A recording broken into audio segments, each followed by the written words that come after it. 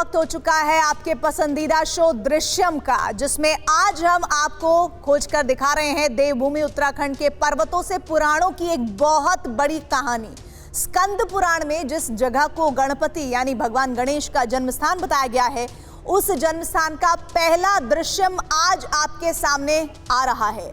एक ऐसी जगह जहां रामायण से जुड़ी एक बहुत बड़ी कथा के साक्ष्य भी मिलते हैं। तो चलिए देखते हैं हम आज का अद्भुत दृश्यम।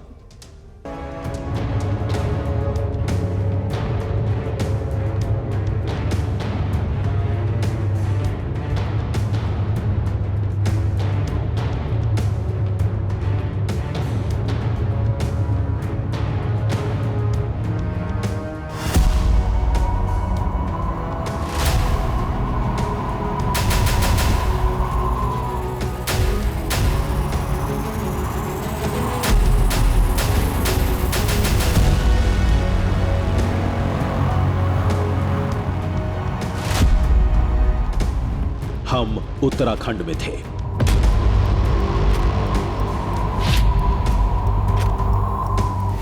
गढ़वाल की किसी चोटी पर।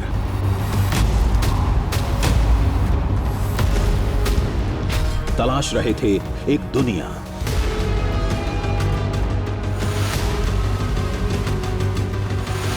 जो पौराणिक ग्रंथों में बसती है।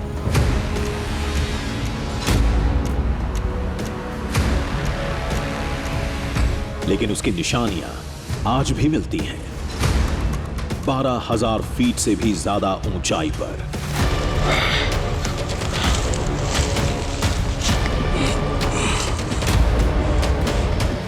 खोज का सबब लोगों का एक सवाल था।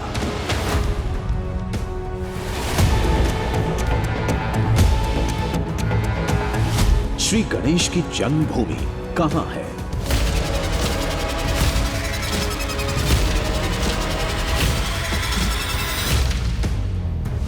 कैलाश है, मणिमहेश है, तो भगवान गणेश का जन्म स्थान भी कहीं होगा, लेकिन कहां, किधर?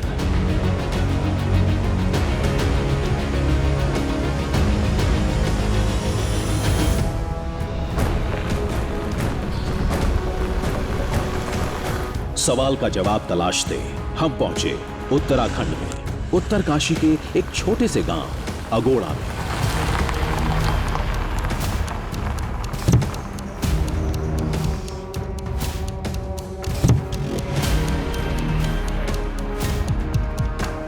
आपने भगवान राम के जन्मस्थान के बारे में सुना होगा, आपने भगवान श्री कृष्ण के जन्मस्थान के बारे में भी सुना होगा, लेकिन क्या आपने कभी भगवान श्री गणेश के जन्मस्थान के बारे में सुना है?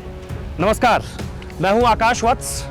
पुराणों में आपने सुना होगा, आपको ये कहानियां पता होगी कि भगवान श्री गणेश का जन्म कैसे हुआ था, लेकिन भगवान श्री गणेश का जन्म कहाँ हुआ था ये आपको पता है? उस जगह को आपने देखा है?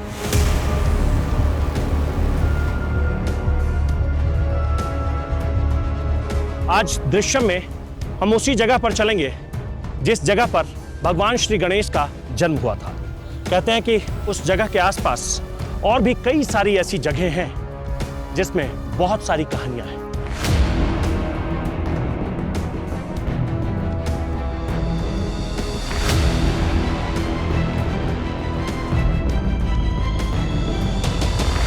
उत्तराखंड का अगोड़ा ही क्यों? श्री गणेश का इस जगह से क्या नाता है? नाता अगोड़ा से नहीं, डोडी ताल से है, जो यहां से 20 किलोमीटर दूर चोटियों में बसा है। हमें यह पता पौराणिक ग्रंथों से मिला था।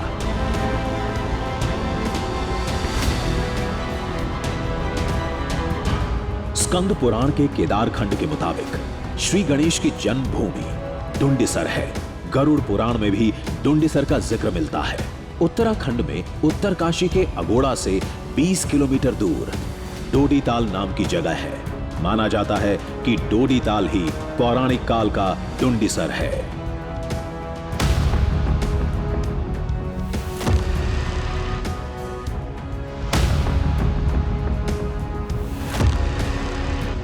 ये डोडी ताल तो ये तो पर्यटक के नाम से ही पड़ गया सर, डोडी ताल नाम। नहीं तो ये डोडी ताल नहीं है, इसका नाम है ढूंढी प्रयाग तीर्थ।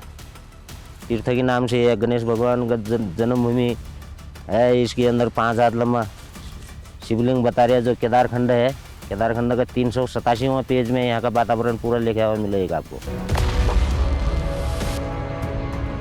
हमारे पूर्वज लोग बता रहे थे कि वहाँ गणेश जी का जन्म हुआ, और वहाँ अभी तक तो मैं बहुत बार कोशिश की पर जा नहीं पाया, क्योंकि रास्ते बहुत ख़राब हैं और पथरीले हैं।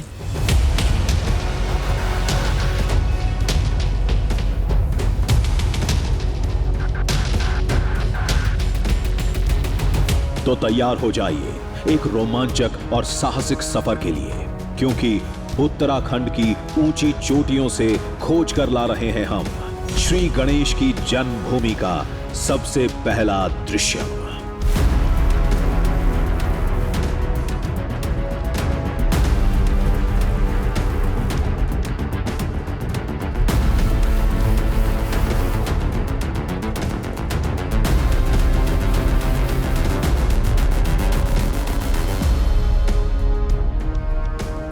हमारे सफ़र का ये पहला पड़ाव है।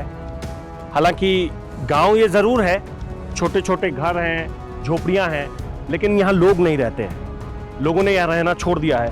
अघोरा से चलने के बाद 2 किलोमीटर जब हम आगे बढ़ते हैं तो ये गांव पड़ता है, लेकिन इसके बाद ना तो हमें अब कोई गांव मिलेगा, ना तो कोई इंसान दिखेगा, और ना ही हमारी राहें आसान हैं।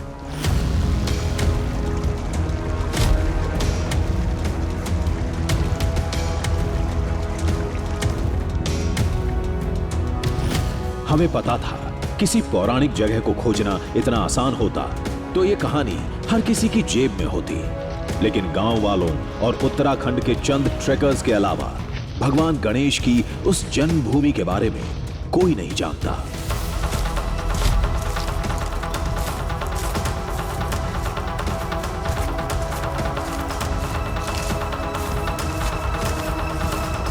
बीस किलोमीटर की चढ़ाई करनी थी, उसी का हिसाब किताब लगाते बढ़ रहे थे। तभी एक आवाज ने रोका। बाबू कहाँ जा रहे हो आप? मैं तो डोडीताल की तरफ जा रहा हूँ। मैं भी जा रहा था, मैं जा नहीं पाया, और मेरे पास भगवान गणेश भगवान के लिए ये लड्डू था, उसको वहाँ पे चढ़ाना था प्रसाद के रूप में, और मैं आपको दे सकता हूँ आपके पास। दीजिए। ये क्या है? सर ये मोदक है, इसको वहाँ पे चढ़ाना है गणेश भगवान को। ये भगवान गणेश का जो मंदिर है वहाँ इसको रखना है? जी ठीक है, मैं जाता हूँ। जी जी।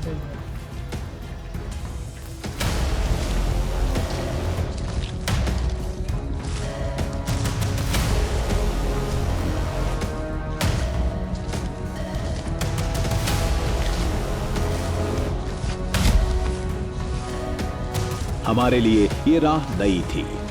गांव वाले इसके पुराने मुसाफिर हैं। हाँ, मुश्किलों की वजह से कम जाते हैं, इसलिए उस जगह से दुनिया आज भी अनजान है।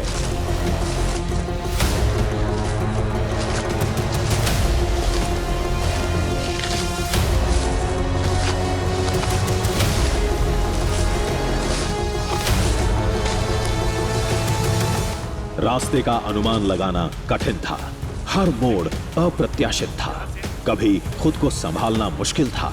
तो ऐसे ही जंगलों से अभी निकलना है, और निकलकर हमें अपनी मंजिल तक पहुंचना होगा। तो कभी पैरों को टिकाना भारी पड़ रहा था। रास्ता जा सकता है। तो ये कटीले पौधे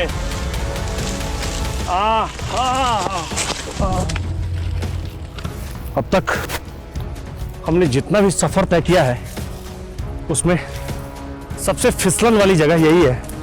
पत्थरों पर पहले से ही ऐसी काई जमी है कि आप पैर रखेंगे तो कोई गारंटी नहीं है कि आप ऊपर की तरफ ही जाएंगे, हो सकता है आप नीचे की तरफ भी चले जाएं।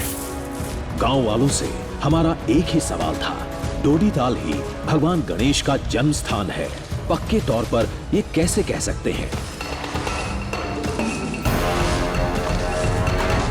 पुराणों में तो डुंडीसर का जिक्र है, डोडीताल ही डुंडीसर है, इस बात का क्या सबूत है?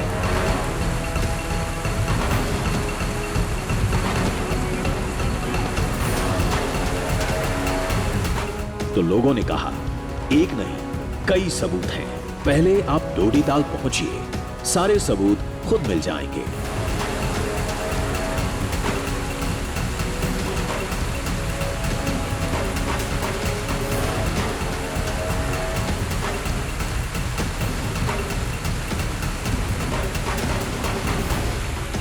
डोडीताल में हम जिस जगह जा रहे हैं उस जगह का जिक्र असल में स्कंद पुराण में भी है, और पुराणों में यह बताया गया है कि जिसे लोग अब डोडीताल कहते हैं, दरअसल उसका नाम पहले ढूंढीताल हुआ करता था। ढूंढीताल इसलिए कहते थे कि भगवान गणेश को यहाँ के जो दूर दराज के गांव के लोग हैं वो ढूंढी महाराज ही कहते हैं। बाद में इसका नाम डोडीताल पड़ा।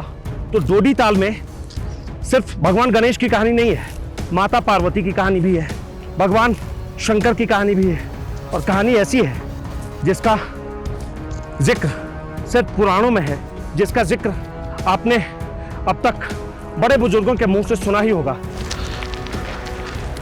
ज्यादातर हिस्सा ऐसा ही है। पैर अगर थोड़ा भी हिला तो पता नहीं आप रुकेंगे कहाँ जाकर। ओह, शुक्र है मुझे ही मिल गया। केवल शिव पार्वती ही नहीं, डोडीताल के करीब एक और जगह है जिसकी कहानी जुड़ती है रामायण से, श्री राम के सबसे बड़े भक्त महाबली हनुमान से।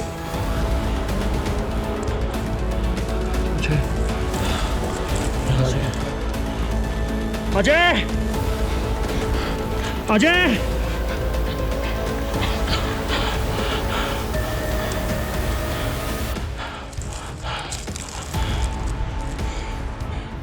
राहें रफ्तीली थीं, मोड़ मुश्किल थे,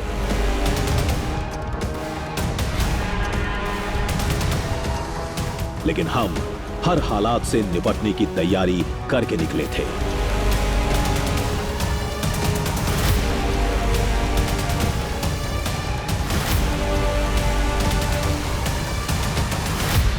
सफर में एक मुकाम ऐसा भी आया जब मौसम से दो दो हाथ करने के संकेत मिलने लगे।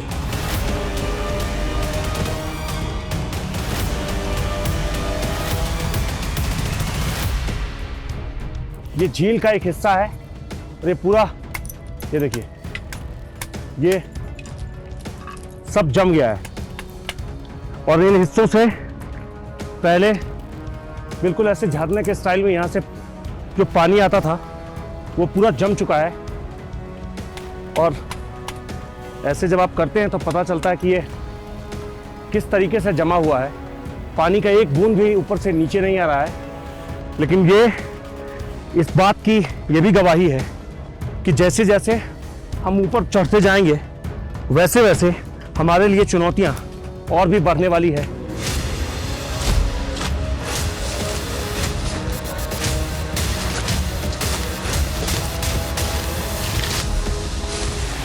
पहाड़ों में बर्फबारी आम बात है। हमें तो वहां पहुंचना था जहां की निशानियां जुड़ती हैं भगवान गणेश के जन्म की कहानी से, जो बहुत ही दिलचस्प है।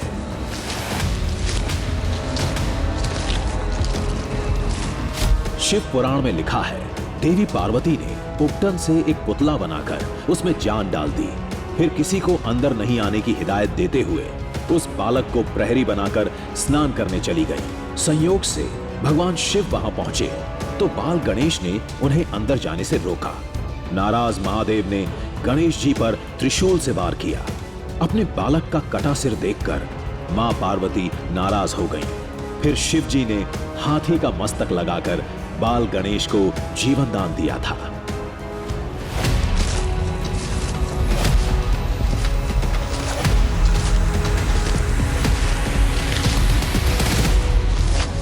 अब तो उस जगह को देखने की चाहत बढ़ती जा रही थी और हमारी ये ख्वाहिश जल्द ही पूरी हो गई।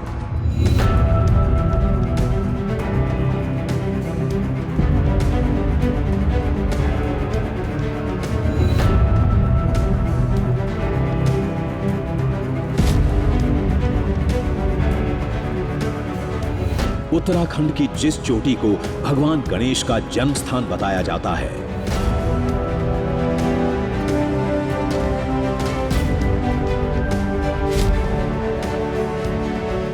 वो इलाका, वो जमीन, वो माहौल अब हमारी आंखों के सामने था।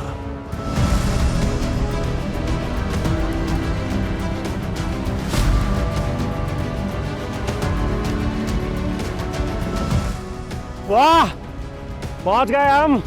अजय, हम पहुंच गए। यही वो जगह है जिस जगह तक पहुंचने के लिए हम लगातार सफर कर रहे थे। कई सारी कठिनाइयों को हमने पार किया। यही वो डोडी ताल है जिसके हर हिस्से में अलग अलग किस्से हैं, अलग अलग कहानियां हैं, ऐतिहासिक बातें हैं, पौराणिक बातें हैं, भगवान श्री गणेश से जुड़े किस्से हैं, माँ पार्वती से जुड़े किस्से हैं। एक एक किस्सों के बारे में इस ताल के हर तरफ वो किस्से बिखरे पड़े हैं, उसकी निशानियां हैं। वो सब अब हम एक एक करके देखते चलेंगे। 12,000 फीट की ऊंचाई पर यह एक अद्भुत जगह थी।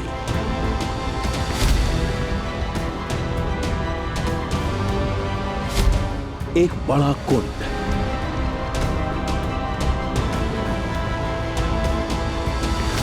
कुंड के कोने में मंदिर,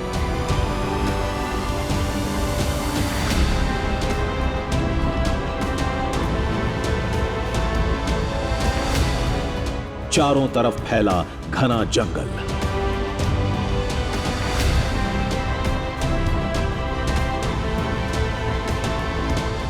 सबसे अहम है ये कुंड, जो भगवान गणेश की जन्म कथा का सबसे अहम पात्र है।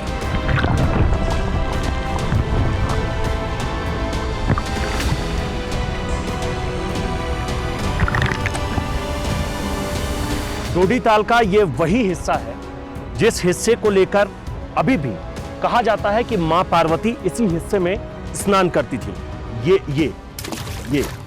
ये जो जहां मैंने पत्थर गिराया है, ये वही जगह है जहां कितनी गहराई है ये आज तक किसी को मालूम नहीं है। आज तक किसी को मालूम नहीं है कि इस डोडी ताल का जो एक हिस्सा है वो कितना गहरा है।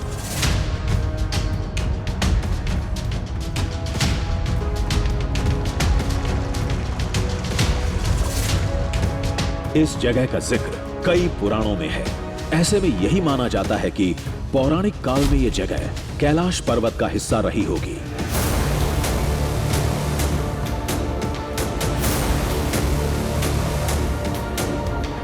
डोडी ताल का भगवान शिव से जुड़ाव है। कहते हैं इसका एक बड़ा सबूत है जो इस कुंड की गहराई में सदियों से दफन है।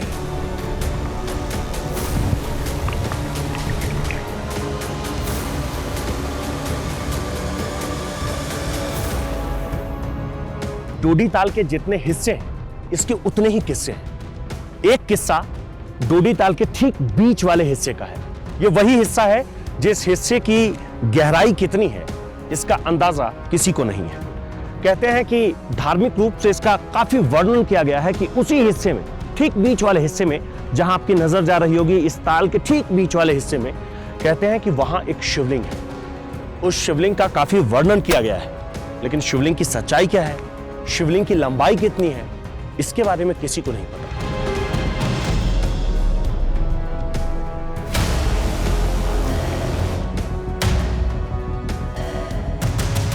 आज उस शिवलिंग तक पहुंचना नामुमकिन है, लेकिन लोग आस्था के साथ इस बात पर यकीन करते हैं। रही बात इस मंदिर की, तो इसका पौराणिक कथा से कोई नाता नहीं। प्रतीक के तौर पर गांव वालों ने बनाया है।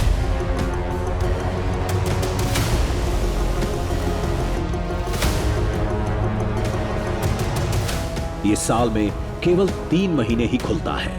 आसपास के घर उन लोगों के हैं जो मंदिर खुलने के समय यहां रहते हैं। फिलहाल पूरा इलाका खाली पड़ा था।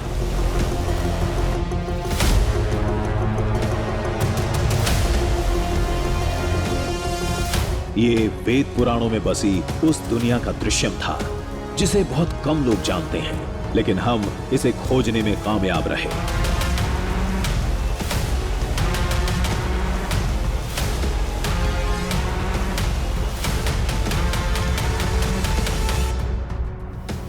हमने एक गांव वाले से वादा किया था उसे पूरा करना था।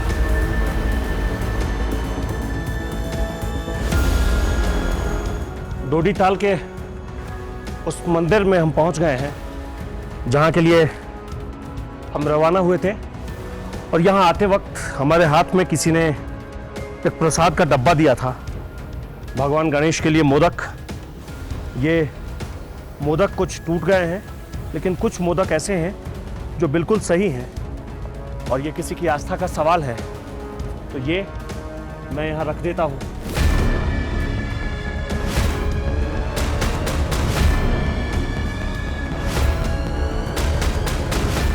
मंदिर बंद था, लिहाजा गांव वाले का प्रसाद कपाट के सामने रख दिया।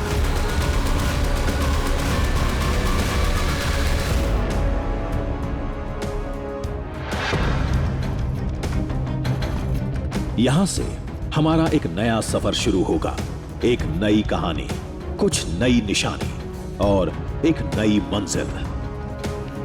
डोडी ताल के बाद हम उन जगहों पर जाएंगे जहां से जुड़ी हुई कहानी रामायणों में मिलती है, रामायण की जो कहानी है उससे बिल्कुल मिलती है, और बताया ये जाता है कि वहां जाने पर उसका जीवंत प्रमाण भी दिखता है। तो अब हमारा अगला सफर यहां से शुरू होता है।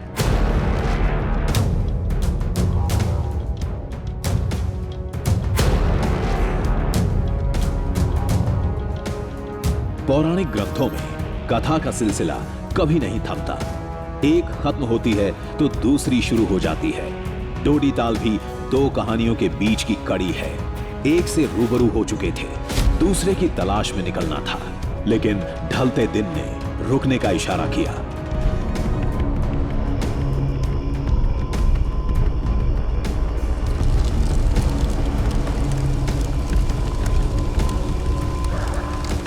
अगला दिन एक नई खोज के नाम रहेगा।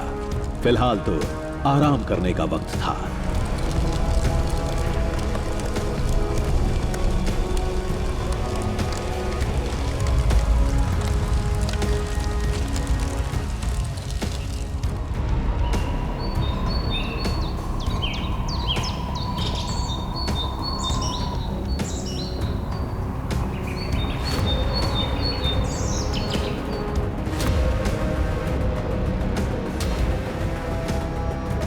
डोडी ताल के बाद जो हमारा अगला पड़ाव है वो पहाड़ की ये ऊंची चोटी है।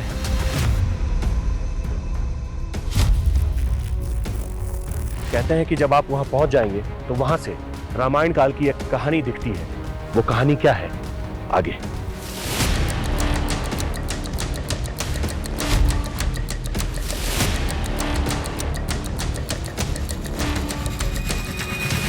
डोडी ताल से 7 किलोमीटर आगे 1500 फीट की ऊंचाई पर एक चोटी है, दरबा टॉप, जहां से दिखती है रामायण से जुड़ी एक निशानी, जिसके नायक हैं श्री राम भक्त महाबली हनुमान।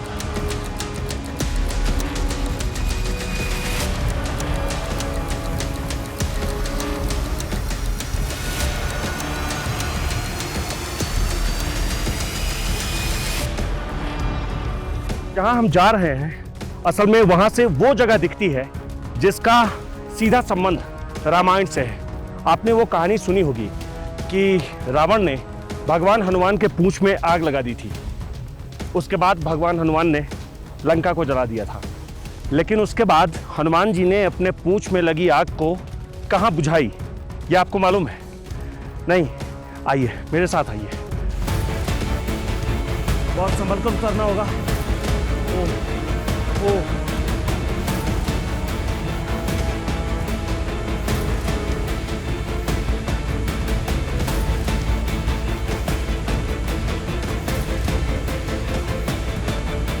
ये जो झरना है यहाँ से हमें निकलना पड़ा, लेकिन यहाँ खड़ा रहना या इन राहों से गुजरना आसान नहीं है।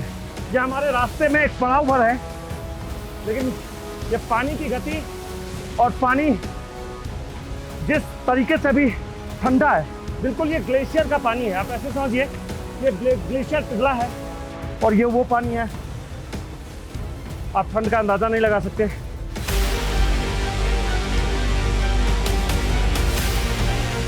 दरबा टॉप के बेहद करीब एक ग्लेशियर है।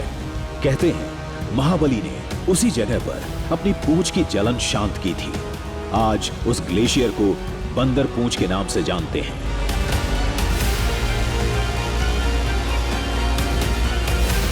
इस घने जंगल के बीच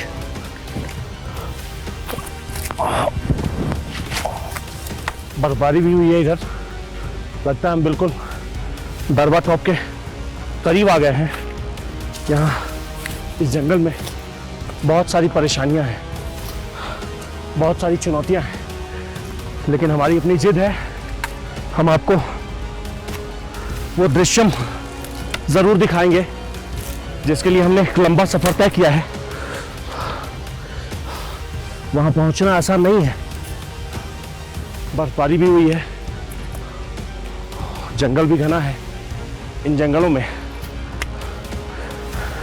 कई तरह के डर हैं, लेकिन सभी डर को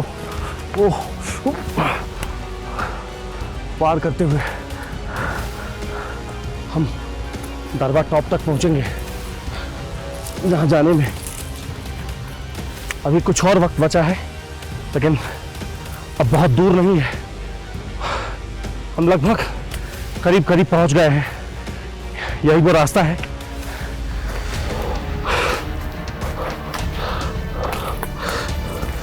यह भी एक अजीब इत्तेफाक था। जिस रास्ते की कहानी भगवान हनुमान से जुड़ती है, उन राहों में वानरों की सेना हमेशा मौजूद रहती है।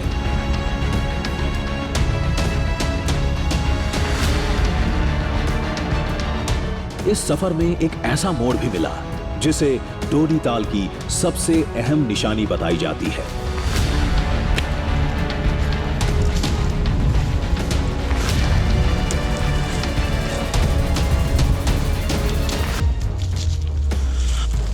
डोडी ताल से ऊपर जब आप दरवा पास पहुंचते हैं तो आपको वो जगह मिलता है जिस जगह की पौराणिक मान्यता ये है कि असल में पहले यही एक दरवाज़ा हुआ करता था, और इसी दरवाजे के पास भगवान गणेश इंतजार कर रहे थे।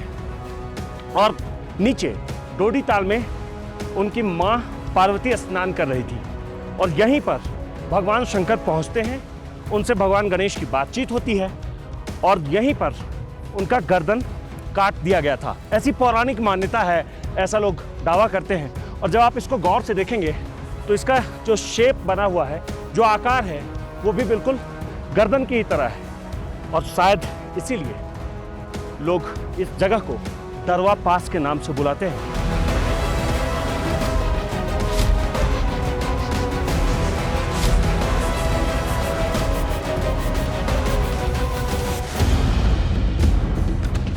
दरबा पास से आगे बढ़ने पर बर्फ का साम्राज्य शुरू हो जाता है।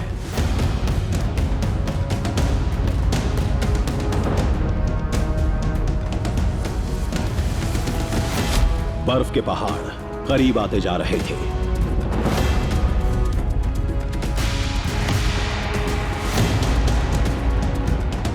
बंदरपूंछ ग्लेशियर से दूरी घटती जा रही थी।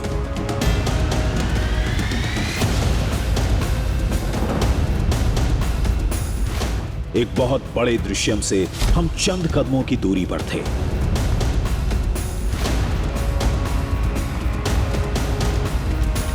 इस उम्मीद ने एक जोश जगा दिया था।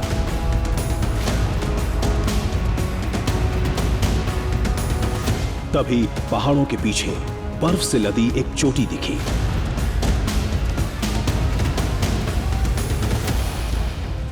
आ गए, पहुंच गए, हम पहुंच गए। यही है वो जगह, पहुंच गए।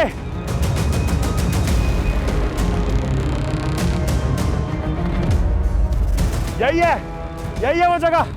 अजय भाई, ये वही जगह है जिस जगह के लिए हम भागे चले आ रहे थे। ये वही जगह है, ये वही है बंदरपूंछ।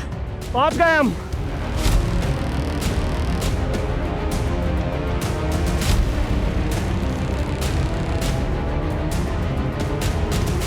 मान्यता के मुताबिक यही वो ग्लेशियर है जहां त्रेता युग में महाबली हनुमान ने लंका दहन के बाद पूंछ की जलन शांत की थी।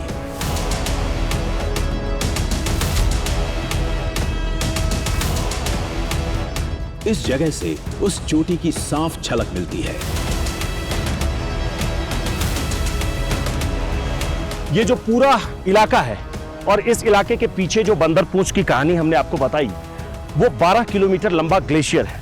कहते हैं कि उस ग्लेशियर से करीब करीब 80 नदियां निकलती है और उन 80 नदियों का नाम ही 80 गंगा वैली रखा गया है।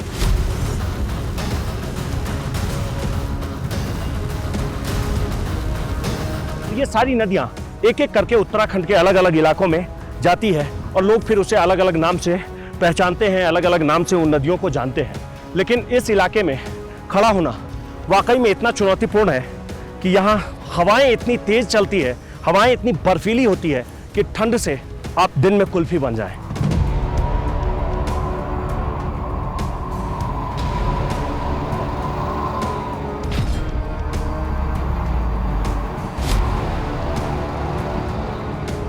यमुनोत्री में पानी का एक बड़ा हिस्सा इस बंदरपूंछ ग्लेशियर से पहुंचता है। कहते हैं मौसम कैसा भी रहे, बर्फ गिरे या ना गिरे, बंदरपूंछ से ये सफेद चादर कभी नहीं हटती।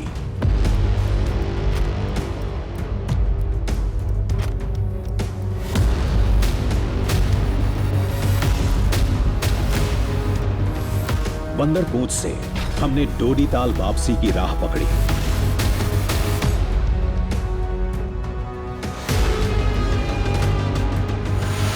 लेकिन एक बात जरूर गौर करने लायक थी, ये पूरा इलाका बिल्कुल वैसा ही है जैसा ग्रंथों में लिखा गया है।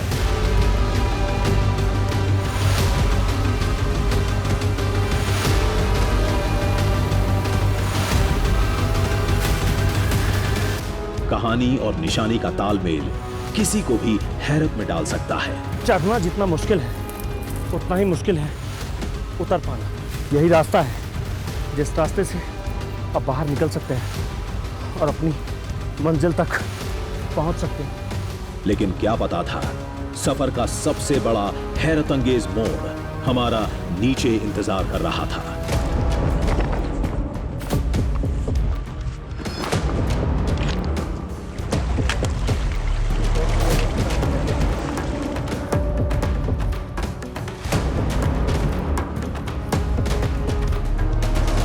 कुछ घंटे बाद हम डोडीताल मंदिर पहुंचे।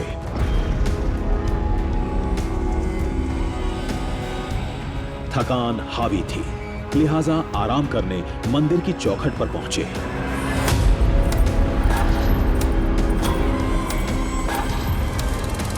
वहां की हालत देखकर हम चौंक पड़े।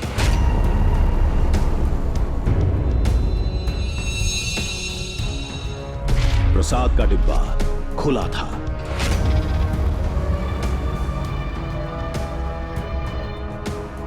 अंदर से कुछ मोदक गायब थे।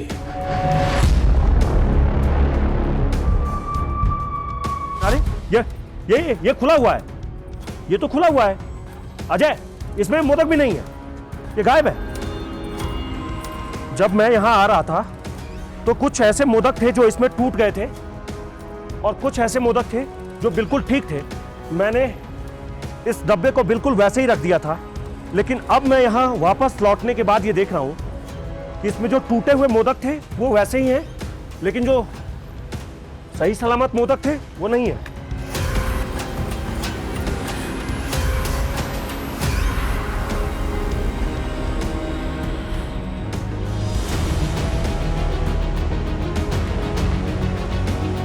इस तस्वीर ने हमें अचंभे में डाल दिया। पहले दिन प्रसाद चढ़ाते समय हमने गौर से देखा था, टूटे हुए हिस्सों के साथ 4 मोदक सलामत थे। हमने डिब्बे को बंद करके रखा था।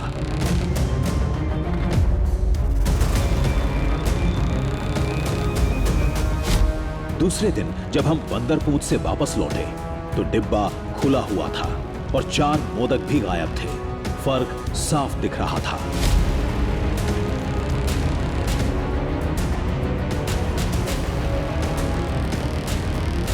अगर यह किसी जीव जंतु का काम होता तो लड्डू के कुछ टुकड़े आसपास जरूर गिरे होते, लेकिन हमें एक दाना भी नहीं मिला।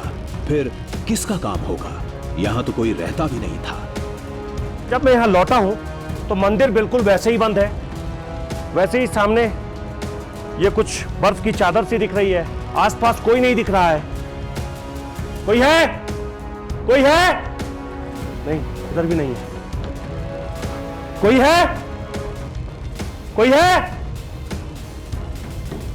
नहीं, इधर भी नहीं है। डिब्बा किसने खोला, लड्डू किसने खाए, अब इस जवाब का हम अनुमान ही लगा सकते थे।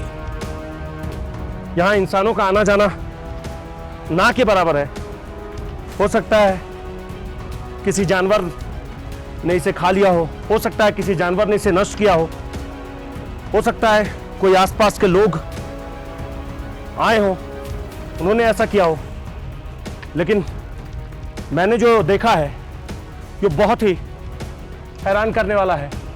ये हो सकता है, वो हो सकता है, इसके सिवाय हमारे पास कोई जवाब नहीं था। जिस जगह का दावा श्री गणेश की जन्मभूमि से जुड़ता है, उसका सफर ऐसे मोड़ पर खत्म होगा, ये हमने कभी नहीं सोचा था।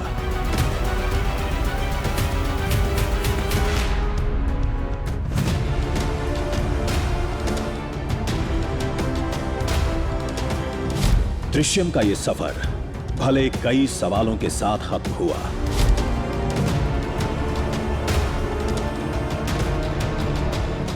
भले ही उन सवालों के जवाब हमारे पास नहीं थे, लेकिन भारतवर्ष की जमीन का वो टुकड़ा जिसकी कहानी भगवान गणेश के जन्म से जुड़ती है,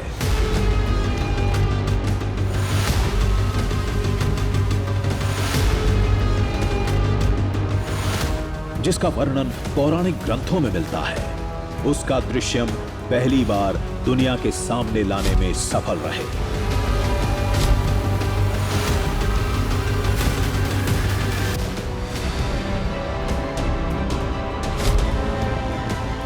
उत्तराखंड की ऊंची चोटियों को नापने के बाद हम निकल पड़े अगले सफर पर, इस वादे के साथ चुनौतियां ज्यादा हों या कम, खोज कर लाएंगे हम एक नया दृश्य।